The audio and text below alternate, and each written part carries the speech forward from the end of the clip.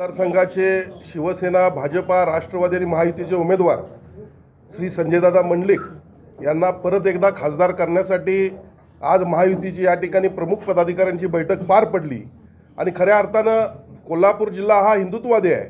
पुढच्या निवडणुकीमध्ये त्यांचा विजय हा होणारच आहे, पण नियोजनबद्ध प्रचार यंत्रणा राबवावी यासाठी ही बैठक होती। खऱ्या अर्थानं गेल्या 10 वर्षांमध्ये देशाचे पंतप्रधान नरेंद्रभाई मोदी यांनी फार मोठ्या प्रमाणामध्ये विकास केलेला आहे।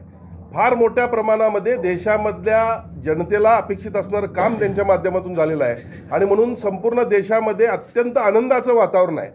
मतदार एनडीएला किंवा महायुतीला मतदान करण्यासाठी सज्ज झालेले आहेत आणि मला खात्री आहे की जो आमचा नारा आहे अबकी बार 400 पार हे निश्चितपणे या लोकसभेच्या निवडणुकीच्या निकालानंतर आपल्याला या ठिकाणी झालेलं दिसेल आणि कोल्हापूर जिल्ह्यातले दोन्ही उमेदवार सन्माननीय संजयदादा मंडलिक, सन्माननीय धैर्यशील माने हे मोठ्या फरकाने या ठिकाणी आपल्याला विजयी झालेले दिसतील।